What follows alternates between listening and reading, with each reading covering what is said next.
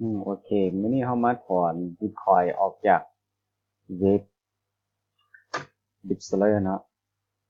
เพราะว่ามีบางคนเขายังบ่มั่นใจว่ามันจะถอนได้บ่แล้วข้าพเจ้าจะมาถอนให้ทุกคนเบิ่ง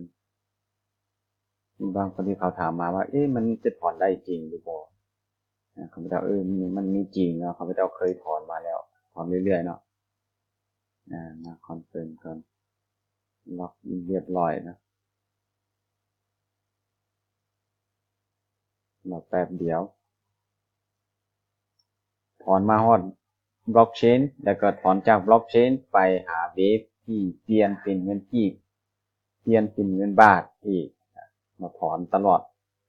ถอนอีกก็ถอนอีกเนาะเขามาเบิ่งประวัติว่ามันเป็นจังไดประวัติคือขายเดชบอร์ดประวัติถอนมาแล้วถอนมาฮอดปิแล้วก็ถอนนี่ออกไปอีกนะนี่ถอนมาตลอดนี่ตัวเก้าตัวเดียวนะฝากเข้าอีกฝากเข้าถอนเข้าแล้วตอนนี้ผมไปถอนไปนี่ตอนนี้มีทั้งหมดบาลานซ์คือเท่านี้ครับแล้วเขามาถอนว่ามันจะเข้าได้จริงหรือบ่ตัวอย่างว่าเขาจะแบ่งส่วนเนาะ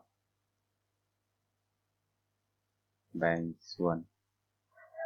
ให้เห็นชัดๆนะเบิ่งเด้อเขาจะเห็นว่ามันจะเข้าหรือบ่เข้ากระเป๋าตัวนี้เนาะ1 2 3ปั๊บเนาะปั๊บเรียบร้อยเนาะเขาเรียบร้อยแล้วเราถ้าแป๊บเดียวมันจะเด้งออกตุ๊ดมานี่ประมาณนี่ประมาณที่1 นาทีฮะเนี่ยก็บ่ถึงนาทีก็มีเนาะ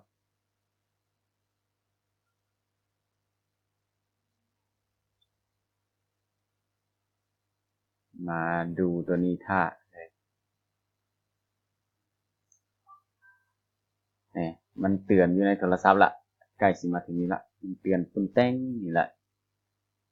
เนี่ยเตือนเรียบร้อยเนาะอยู่โทรศัพท์นี่มาถึงกระเป๋าแล้วเตือนยังบ่ทัน refresh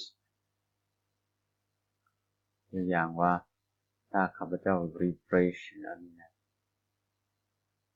refresh แล้วกับ login ไม่ก็เข้าเลย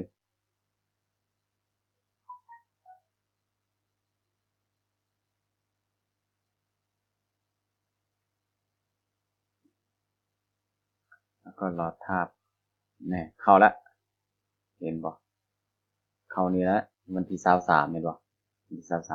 23เห็นเรียบร้อย$28เพราะว่า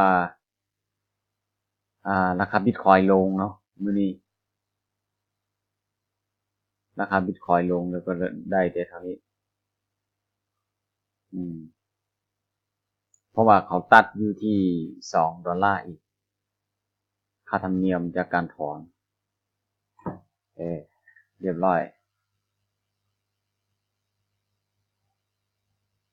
แต่มายังบ่ทันหมดยัง pending อยู่จักหน่อยมันก็สิสมบูรณ์เลยนะแต่ว่าเตือนว่าได้รับอยู่แล้วเนาะมีแต่ซ้ำนี้นี่คือความจริงที่ถอนทุกมื้อนี่บ่ได้ถอนนะแต่ว่าได้รับรางวัลทุกมื้อจากการแข่งขันตัวนี้แหละแข่งขันได้รับทุกมื้อแล้วก็หลังจากนั้นแล้วก็เวลาที่พอถอนเขาก็มาถอนเพราะว่าถอนขั้นต่ำอยู่ที่$15แต่ว่าถอนขั้นต่ำอยู่ที่$15เนาะมื้อหนึ่งได้$4-5แล้วก็ประมาณ3-4มื้อก็ได้ถอนนะบางมื้อก็ฮอด$10ก็มีเนาะแต่ถ้าเป็นรายอาทิตย์นี่มันจะบ่ต่ำกว่า$25แล้วจะได้อยู่2หลายๆครั้ง รอบรายวันแล้วก็รอบรายอาทิตย์อีกเนาะแต่ตอนนี้ก็ใกล้ละเขาไปเข็มอีกครั้งสุดท้ายเนาะเข็ม7,500มาบวกกับตัวนี้จะกลายเป็น 5,000 เป็น 340,000 7,000คลิกไปแล้วก็เวลาที่เขาบอกว่า strand เขาต้องไปคลิกเ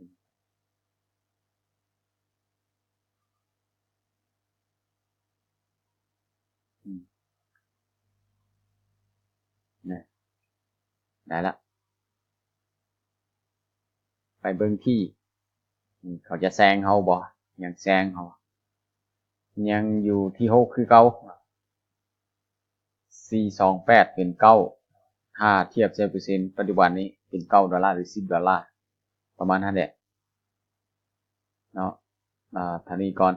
ถ้าใครสนใจบ่เข้าใจบอลใดแล้วก็แชร์ถามข้าพเจ้าได้เนาะข้าพเจ้าลิ้นพวกนี้มาก็กินนานละลิ้นมาหลายปีละ3-4 ปีมาแล้วเนาะเว็บตัวนี้ตัวอื่นที่เป็นเว็บลงทุนมันหนีหมดแต่พวกนี้มันจะบ่หนีมีแต่เฮาหนีหั่นแหละนะแล้วก็พบกันในคลิปวิดีโอหน้าเนาะโชคดีขอบใจ